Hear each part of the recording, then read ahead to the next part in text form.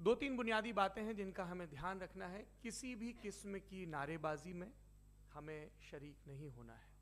ये हल्ला गुल्ला नहीं है, क्योंकि पूरी दुनिया देख रही है, तो एक नज़ीर कायम करनी है, एक उदाहरण लोगों के सामने रखना है कि पढ़े लिखे लोग इत्तेफाकी और नाइत्तेफाकी रखते हुए भी, एक दूसरे से सहमति और असहमति रखते हुए भी बात कह सकते हैं।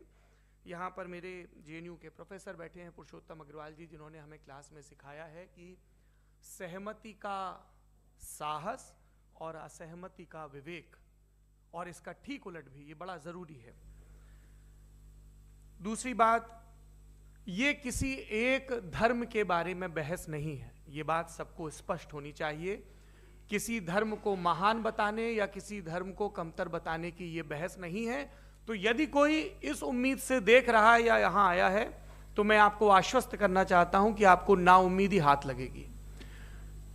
इस बहस में बहुत ज्यादा धार्मिक प्रतीकों के इस्तेमाल को लेकर भी ये दोनों लोग जो अभी आपको गंभीर दिख रहे हैं, भले लोग हैं, कल शाम को चाय पर मिले थे, बहुत हंसी मजाक भी इनके बीच हुआ था, और गलबैयां डालते हुए एक तस्वीर भी हुई थी।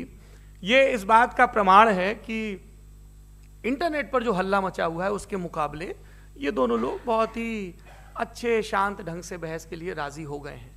ट्विटर की बातें ट्विटर तक सीमित, एलन मस्क आजकल उसको एक्स कहते हैं। और अब इस बहस की शुरुआत मैं इन विद्वानों का, हालांकि इनको परिचय की जरूरत नहीं, पर हो सकता है, हमें पत्रकारिता में सिखाया जाता है कि नेवर अज्यूम, विज्ञान भी यही कहता है।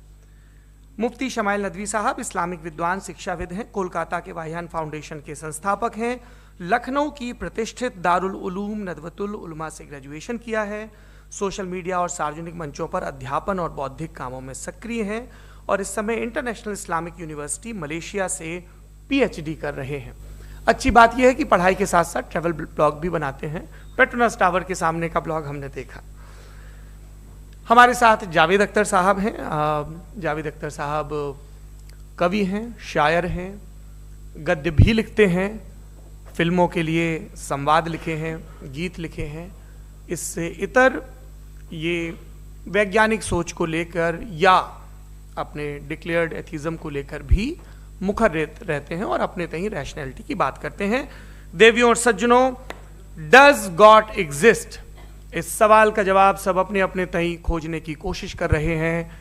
कोई इसको गॉड डैम पार्टिकल की खोज बताता है, कोई गॉड पार्टिकल की खोज बताता है, कोई हिग्स बोसान की खोज बताता है, कोई ये सवाल जवाब तलाशने की कोशिश करता है कि मास एग्जिस्टेंस में आखिर आया कैसे, हुआ क्या था, सृष्टि के पहले, समय के पहले क्या था। और कोई ये कहता है कि ये सारी खोजें जिस मस्तिष्क में हो रही हैं प्रकृति के क्रम में, वो कैसे विकसित हुआ।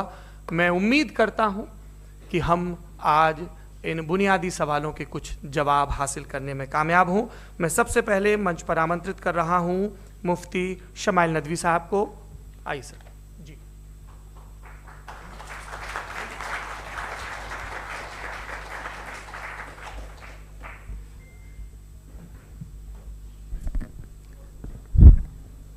एक आखिरी गुजारिश, आप बोलना शुरू करें, आप लोग प्लीज अपने फोन फ्लाइट मोड पे या साइलेंट मोड पे रखें। एक बार चेक कर लें, कई बार बेध्यानी हो जाती है।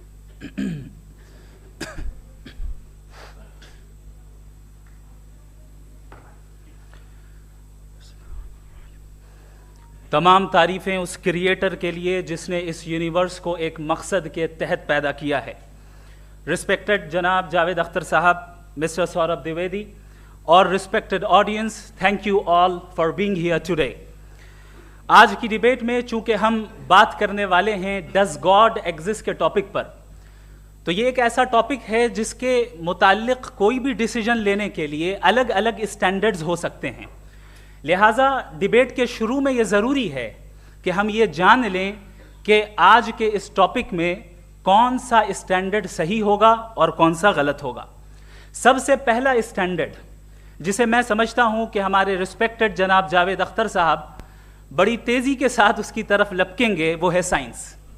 जबकि साइंस दर हकीकत खुदा के एग्जिस्टेंस को डायरेक्टली साबित करने या उसके एग्जिस्टेंस को डिनाई करने के लिए स्टैंडर्ड नहीं बन सकती। और उसकी वजह क्या है, ये मैं नहीं कह रहा, ये वो लोग कह रहे हैं जो साइंस के एक्सपर्ट्स हैं। नेशनल एकेडमी ऑफ साइंस कहती है science doesn't have the processes to prove और disprove the existence of God. Why? क्योंकि साइंस का ताल्लुक एम्पेरिकल एविडेंस से है और एम्पेरिकल एविडेंसेस का ताल्लुक हमारे नेचुरल और फिजिकल वर्ल्ड से है, जबकि गॉड नॉन फिजिकल और सुपर नेचुरल रियलिटी है। लिहाजा नॉन फिजिकल रियलिटी को आप उस टूल के साथ नहीं चेक कर सकते जिसका काम फिजिकल रियलिटी को तलाश करना है। लिहाजा आज इस डिबेट में गॉड की एग्जिस्टेंस को साबित करने या उसे डिनाई करने में साइंटिफिक एविडेंस को एक्सेप्ट नहीं किया जाएगा। दूसरा स्टैंडर्ड हो सकता है रेविलेशन, कि रेविलेशन के जरिए हम यह साबित करें कि गॉड एग्जिस्ट करता है या नहीं, लेकिन यह स्टैंडर्ड भी आज इररेलेवेंट है। क्यों? क्योंकि रेविलेशन मेरे नजदीक सोर्स ऑफ नॉलेज है, वैलिड सोर्स ऑफ नॉलेज है, लेकिन हमारे जावेद अख्तर साहब के नजदीक ये वैलिड सोर्स ऑफ नॉलेज नहीं है। लिहाजा आज की डिबेट में मैं एक भी एविडेंस किसी भी मजहबी स्क्रिप्चर से नहीं दूंगा ताकि जावेद अख्तर साहब के लिए वो अनएक्सेप्टेबल ना हो। तीसरा जो मेयार हो सकता है वो है ऑब्जर्वेशन, कि भाई कोई कहे कि हमें खुदा दिखाओ, अगर है तो दिखाओ, या ये कि खुदा के एग्जिस्टेंस पर एम्पेरिकल एविडेंस दो, तो ये है दर हकीकत गलत टूल का इस्तेमाल करना। ये ऐसा ही है कि जावेद साहब मुझसे ये मुतालबा करें कि मुफ्ती साहब आप मेटल डिटेक्टर के जरिए प्लास्टिक डिटेक्ट करके दिखाएं। अब चूंकि प्लास्टिक डिटेक्ट नहीं हो पा रही है लिहाजा plastic does not exist. No, you are using the wrong tool. इस टूल से प्लास्टिक को डिटेक्ट नहीं किया जाता।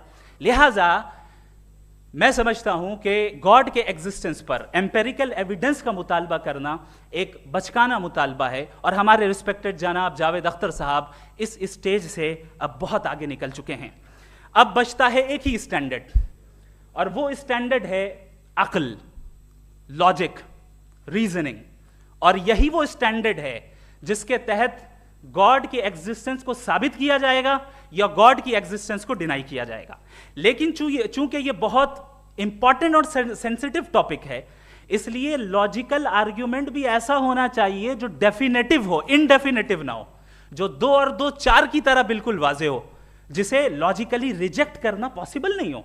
फॉर एग्जाम्पल हम कहें हमारे रिस्पेक्टेड मिस्टर सौरभ साहब, ये एक इंसान है और तमाम इंसान कॉन्शियस बीइंग है, लिहाजा नतीजा क्या निकला, हमारे सौरभ साहब भी कॉन्शियस बीइंग है। क्या ये इनडेफिनेट आर्ग्यूमेंट है या डेफिनेट आर्ग्यूमेंट है? ये डेफिनेट आर्ग्यूमेंट है। ये 2 और 2 की तरह वाजे है, इसमें किसी तरह जो है लॉजिकली इसको रिजेक्ट नहीं किया जा सकता। तो अगर आज हमारे जावेद अख्तर साहब ऐसी कोई अकली दलील और लॉजिकल एविडेंस दें खुदा के ना होने पर जो डेफिनेट भी हो, तो मैं ये ऐलान करता हूं कि यकीनन मैं उस एविडेंस को कबूल करूंगा और उस पर गौर करूंगा। लेकिन साथ में यह भी ऐलान कर देता हूं प्रेडिक्शन के तौर पर कि ऐसा कोई डेफिनेट आर्ग्यूमेंट कोई नहीं पेश कर सकता। दलील हम देंगे और डेफिनेटिव दलील देंगे, लॉजिकल दलील देंगे, ऐसी दलील देंगे जो एंटायर एथिस्टिक वर्ल्ड उसे रेफ्यूट नहीं कर सकती। चलें अब हम एक एग्जाम्पल सोचते हैं, एक सिनेरियो, सिंपल सिनेरियो, तमाम ऑडियंस से गुजारिश है, हम और आप एक आइसोलेटेड आइलैंड पर हैं, ऐसा आइलैंड जहां पे हमसे पहले कोई कभी नहीं गया। चलते चलते आपके सामने अचानक आपने देखा एक पिंक कलर की बॉल पड़ी हुई है।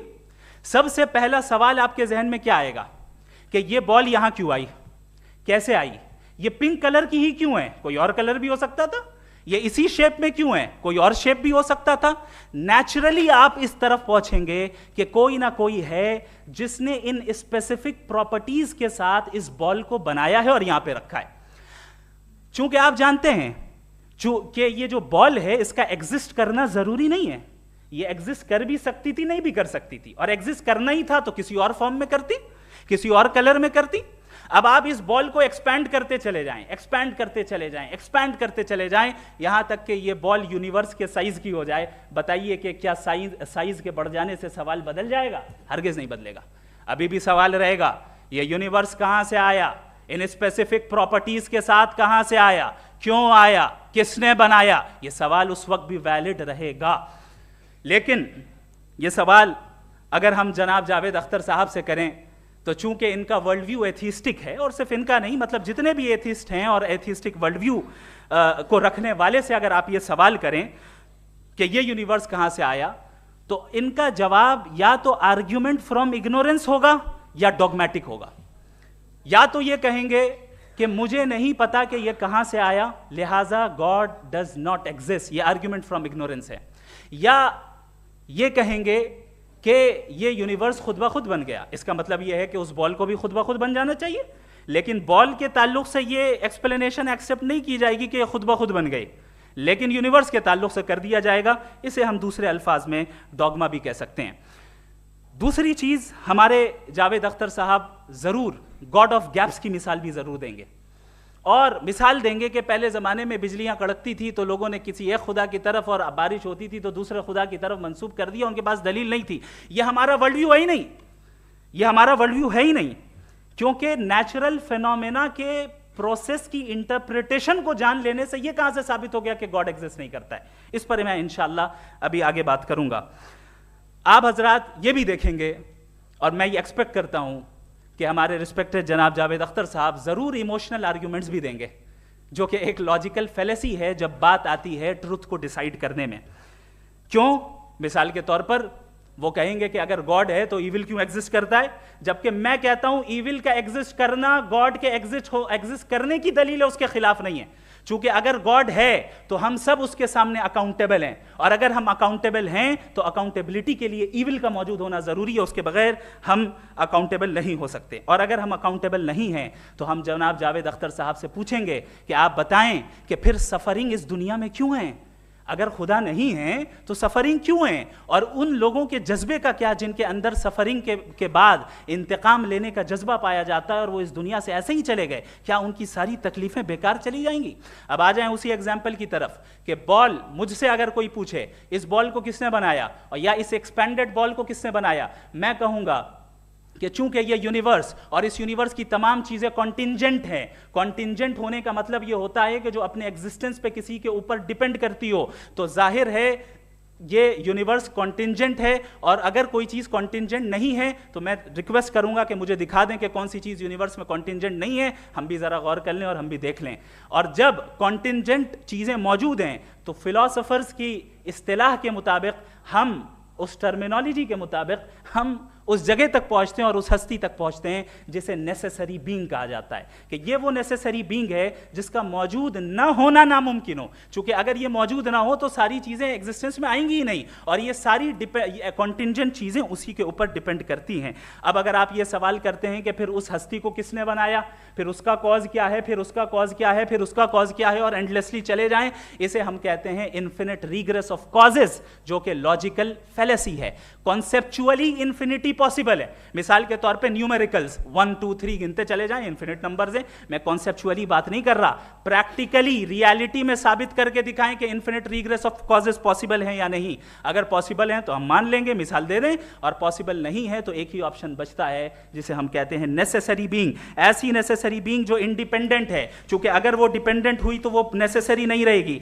ऐसी इंडिपेंडेंट बीइंग जो इटर्नल है, अगर वो इटर्नल नहीं होगी, उसकी बिगिनिंग होगी तो वो खुद कॉन्टिंजेंट है। ऐसी बीइंग जो पावरफुल है, क्योंकि कॉन्टिंजेंट को एक्चुअलाइज करने के लिए पावर चाहिए। ऐसी बीइंग जो इंटेलिजेंट है और नॉलेजेबल है, क्योंकि ये यूनिवर्स स्पेसिफिक फॉर्म और स्पेसिफिक लॉज ऑफ नेचर के तहत प्रिसाइजली चल रहा है। Thank you. थैंक यू मुफ्ती साहब। मैं इन दलीलों के बाद जावेद अख्तर साहब से गुजारिश करूंगा, आप बैठ के बोलना चाहेंगे या बाहर? जी।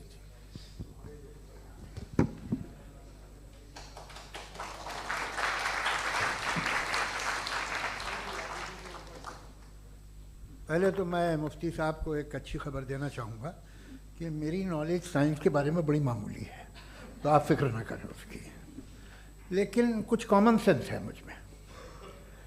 देखिए, ये खुदा का तस्वुर कोई नया तस्वुर नहीं है, ये सदियों से रहा है।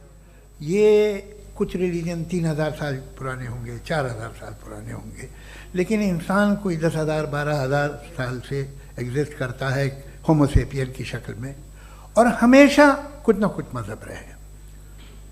ये मज़हब जाहिलों के नहीं थे, ये मज़हब एक ऐसी ग्रीक सोसाइटी के थे जहाँ बड़े बड़े फिलोसफर्स पैदा हुए। ये मज़हब इजिप्शियंस के थे जिन्होंने पिरामिड्स बनाए थे, ये रोमन्स के थे कि जिनका आर्किटेक्चर और सेनेट यानी पहली बुनियाद डेमोक्रेसी की लिमिटेड थी मगर डेमोक्रेसी थी, ये उन लोगों ने किए थे। तो इनका जो जुपिटर था, रा था, ज़्यूस था, उन्हें उस पर इतना ही एतमाद था जितना आज किसी मजहबी आदमी को अपने खुदा पे होगा। क्रिश्चियनिटी आने से पहले यूरोप में एक मज़हब था जर्मेनिक रिलीजन, उसका एक खुदा था, उसकी एक बीवी थी, उसके 2 बेटे थे, एक बेटी थी। फिर जर्मनी में जब यूरोप में क्रिश्चियनिटी आई तो वो खुदा, उसकी बीवी और पूरे ख़ानदान चला गया। तो हमने अगर हम हिस्ट्री देखें तो खुदा जो हैं वो ज़्यादातर फ़ानी है, वो हमेशा रहे नहीं। और वो जो लोग इन्हें मानते थे उनको आप कहें वो तो जाहिल थे, उन्हें तो कुछ पता ही नहीं था, ऐसा नहीं है। वो अपने वक्त में बड़े काबिल लोग थे और अपने वक्त में उन्होंने बड़े बड़े काम किए हैं, फिलोसफर्स थे, साइंटिस्ट थे, लेकिन उनका मज़हब कहाँ गया, उनके खुदा कहाँ गए? आज जो खुदा हैं दुनिया में लोग उन्हें मानते हैं। आपको क्या मालूम कि कितने बरसों के बाद क्या होने वाला है? हम यूरोप में देखते हैं तो चर्च खाली हैं। तो वक्त के साथ चीज़ें बदलती हैं। जहाँ तक इसका ताल्लुक़ है मज़हबों का, हर मज़हब आपसे एक चीज़ मांगता है, फेथ। ये फेथ क्या चीज़ होती है? What is the difference between faith and belief? ये तो बहुत ही अहमखाना बात होगी कि कोई आदमी कहे साहब अगर खुदा है तो मुझे दिखाइए। ये तो जाहिलाना बात हुई। मैंने तो नॉर्थ पोल नहीं देखा है, मगर मैं मानता हूँ कि नॉर्थ पोल है। मैं क्यों मानता हूँ? इसलिए कि अगर ये दुनिया राउंड है तो उसका कोई टॉप होगा। कुछ लोग हैं जो वहाँ गए भी हैं, कॉमन सेंस कहता है कि ऐसा होगा, सबूत है, गवाह है, रीज़न है। तो ये मेरा फेथ नहीं है। तो फेथ में और बिलीफ में डिफरेंस क्या है? जो मजहब मांगता है आपसे, हर मजहब फेथ मांगता है। फेथ का मतलब ये है कि ना कोई गवाह हो, ना कोई सबूत हो, ना कोई रैशनल हो, ना कोई लॉजिक हो, ना कोई प्रूफ हो, मगर तुम एक बात को मानो। ये है फेथ। वरना बिलीफ होता। अगर इसमें कुछ भी सबूत होते, गवाह होते, तो फिर इसे आप बिलीफ कहते। जैसे मेरा बिलीफ है कि नॉर्थ पोल है, मेरा फेथ थोड़ी है। फेथ इन तमाम शर्तों को रद्द करता है। तो फिर स्टुपिडिटी क्या है? अगर मैं एक बात ऐसी मानूं जिसकी ना कोई लॉजिक है, ना कोई रैशनल है, ना कोई प्रूफ है, ना कोई गवाह है,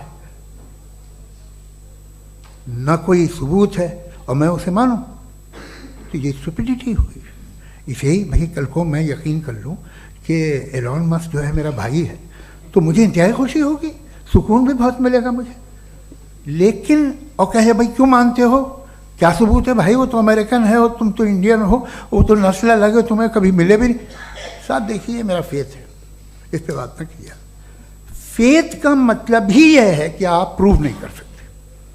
अगर आप प्रूव कर सकते हो तो फेथ की जरूरत ही नहीं, फिर तो आप बात करेंगे, आप कितनी बहस कर लीजिए। अल्टीमेटली दुनिया का हर मजहब फेथ पे टिका है, और फेथ का मतलब है एक ऐसा यकीन जिसका कोई सबूत, कोई गवाह, कोई रैशनल नहीं। अब आप ये कहें, क्या आप ये क्यों कह रहे हैं कि साहब ये कायनात किसने बनाई? कमाल ये है कि आपने बताया कि एक आइलैंड पे गए और एक बॉल देखी। आपने ये नहीं कहा कि आइलैंड किसने बनाया, आपको सिर्फ बॉल पे हैरत हुई। हमने आइलैंड पे हमने हैरत नहीं की, होते हैं आइलैंड। इसी तरह ये आइलैंड है, सितारे, ये गैलेक्सीज, ये सब आइलैंड हैं, खला में। हम उन्हें टेकन फॉर ग्रांटेड लेते हैं, हम पूछते नहीं किसने बनाए। आपने जजीरे के बारे में भी नहीं पूछा है। मेरी पैदाइश कैसे हुई? क्या मैं प्लान्ड पैदा हुआ था? I was plan to be born, या एक लकी स्पर्म था जो किसी एक से चिपक गया? मेरी पैदाइश रैंडम। और इंसाफ जिसे आप कहते हैं, इंसाफ का तो नेचर से कोई वास्ता ही नहीं है। जो आप कहते हैं कि एक दिन इंसाफ मिलेगा, इंसाफ is a human concept, nature में कोई इंसाफ नहीं। अगर शेर हिरन को खा जाता है तो उसे कोई सजा नहीं मिलती। अगर एक आंधी आती है और हरे भरे पेड़ों को उखाड़ के फेंक देती है तो आंधियों की जेल नहीं होती है। नेचर में इंसाफ नहीं, इसलिए वो नेचर को इंसाफ की जरूरत भी नहीं। नेचर तमाम एक है। अब हम कहें कि साहब ये देखिए जो मैंने खाना खाया था ये मेरी आँख तो नहीं यूँ कर दिया उसे तो इसे सज़ा मिलने, नहीं, वो सिस्टम है, ऐसे ही चल रहा है। नेचर बगैर इंसाफ के है। इंसाफ इज अ ह्यूमन कॉन्सेप्ट। तो जो आपसे कहता है कि मैं तुम्हें इंसाफ दूंगा वो इंसानी जहन की पैदावार है। ये नेचुरल है ही नहीं, ये आसमानी है ही नहीं। नेचर का तसव्वुर, इंसाफ का तसव्वुर।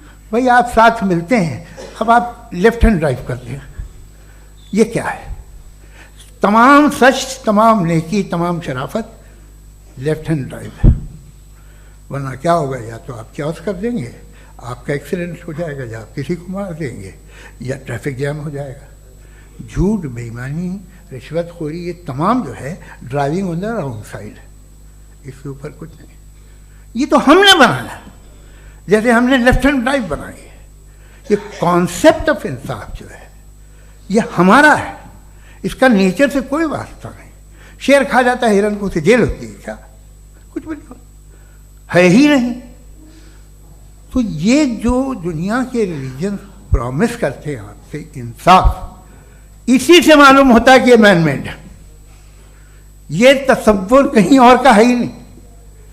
जो नेचर है, कुछ लोग कहते हैं नेचर ही खुदा है, तो नेचर में तो इंसाफ नहीं कहीं। और आप वादा कर रहे हैं कि तुम्हें मरने के बाद इंसाफ मिलेगा। मुझे अगर मिलेगा तो मैं बहुत खुश हूँगा, लेकिन मैं यकीन नहीं कर पाता हूँ, इसलिए कि मैं फेथ नहीं पैदा कर सकता। The very fact that religions demand faith, इसका मतलब है कि उनके पास जस्टिफिकेशन नहीं है। अच्छा था, फिर रिलीजन अगर मॉडरेशन में है, कोई सा भी नहीं, वो आप में कुछ खूबियाँ भी पैदा करता होगा, देखिए उससे ये फ़ायदा है, वो फ़ायदा है। अल्कोहल जो है वो ज़्यादातर दवाओं में यूज़ होती है, और एक सर्वे किया गया था अमेरिका में कि लॉन्जिटिविटी किन लोगों की है। तो एक तरफ वो लोग थे जो शराब पीते ही नहीं थे, और एक तरफ वो थे जो एक बोतल शराब रोज़ पीते थे। सबसे ज़्यादा लंबी उम्र उनकी है जो 2 पैक नाप के शराब पीते और खाना खाते हैं। मगर हम शराब को बुरा समझते हैं, मैं भी बुरा समझता हूँ। क्यों? ऐसा होता नहीं। कुछ चीज़ों में आदत होती है कि वो बढ़ती है। आज तक मैं एक आदमी दूध पीता है, आप 10 साल बाद भी मिलेंगे तो एक ही गिलास पीता होगा। ऐसा नहीं होता, सुबह से दूध पीता रहता है। मिल्कोहलिक मैंने नहीं देखे, अल्कोहलिक होते हैं। ये टेंडेंसी है मजहब की कि वो बढ़ता है, जैसे कैंसर बढ़ता है, जैसे शराब बढ़ती है। कुछ लोग होंगे जो उसे सही तरह से यूज़ करते हैं। मुझे यकीन है कि हमारे मुफ्ती साहब भी उनमें से एक हैं, इनसे बहुत खुशी हुई मुझे इनसे मिलकर। लेकिन कितने लोग हैं कि आज आप देखते हैं दुनिया में जो तबाहियाँ हैं, इनमें कितना हाथ है उन लोगों का जो बिलीवर कहते था मजहब ये नहीं कहता, ना कहता होगा, मगर जब ये मजहब पीते हैं तो ऐसे बिहेव करते हैं। थोड़ा सा अगर हो तो शायद बहुत अच्छी बात, लेकिन शराब थोड़ी सी नहीं रहती, उसमें टेंडेंसी है पहले। थोड़ा सा अगर 2-3 कैंसर के सेल हो ना बॉडी में तो आदमी स्लिम रहेगा, लेकिन वो 2-3 सेल नहीं रहते, वो मल्टीप्लाई होते हैं। जावेद साहब टाइम पूरा हो गया। टाइम हो गया, तो बस बात खत्म हो गई। अच्छा, मुझे कुछ और कहने को था भी नहीं। जी, मैं पहले जवाबी दौर के लिए इनवाइट कर रहा हूं मुफ्ती साहब को। Your rebuttal round 1, you have 7 minutes.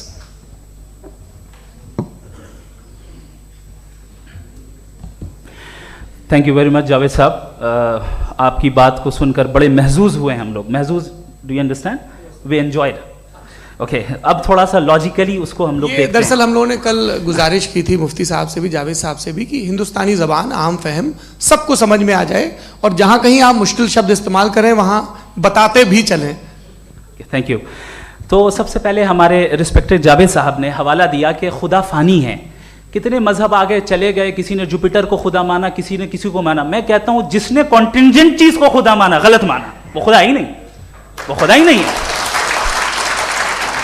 हम तो नेसेसरी बीइंग को साबित करने बैठे हैं, वो नेसेसरी कॉज जो इटरनल है, जो अबदी भी है और अजली भी है, हम किसी और को साबित करने नहीं बैठे। दूसरी चीज उन्होंने कहा कि फेथ एंड बिलीफ, ये एक ऐसी डेफिनेशन है फेथ की जो इन्होंने पहली मर्तबा पेश की है, या माफ कीजिएगा इन्होंने पहली मर्तबा पेश नहीं की है, रिचर्ड डॉकिंस ने पहली मर्तबा पेश की है। मुझे मालूम है ये सोर्स कहां से है। एपिस्टेमोलॉजिकली फेथ और बिलीफ का फर्क आप इस तरह नहीं कर सकते सर।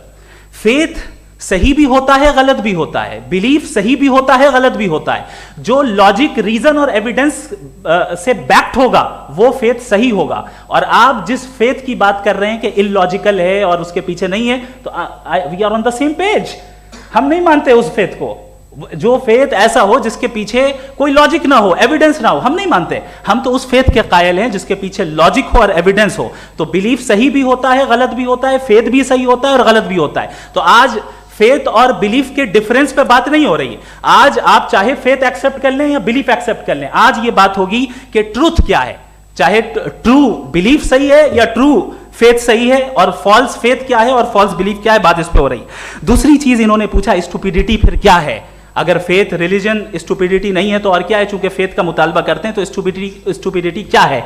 मैं कहता हूं स्टुपिडिटी एथिज्म है। उसकी वजह यह है कि आप एक सड़क पे जा रहे हो और आप किसी गार्डन में जाएं और देखें वहां लिखा है फूलों के साथ I love Javed Akhtar and I really do, I love you sir.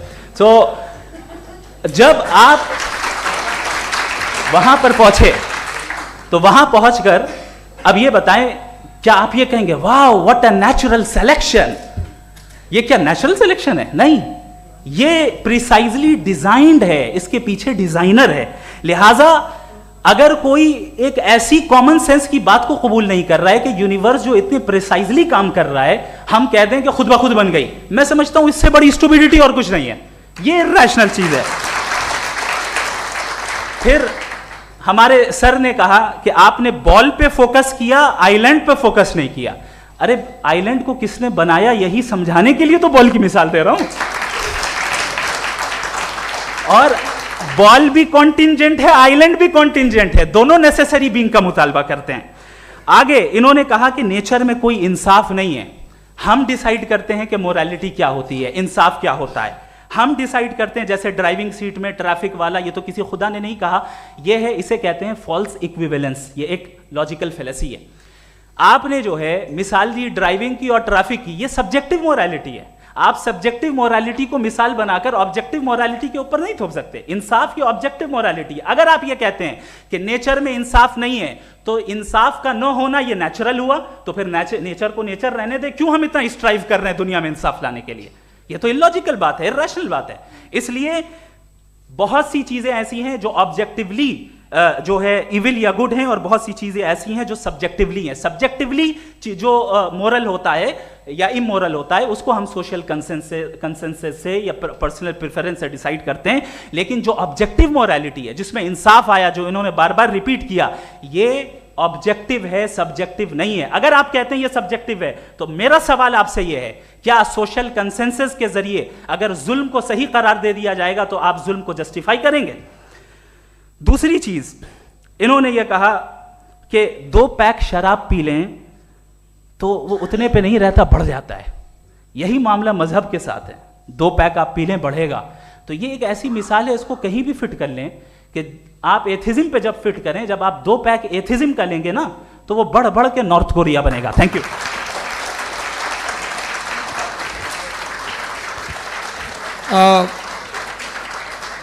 First round के रिबटल के लिए मैं जावेद साहब को इनवाइट कर रहा हूं। आपके पास 7 मिनट का वक्त है, रीसेट कर दीजिएगा प्लीज।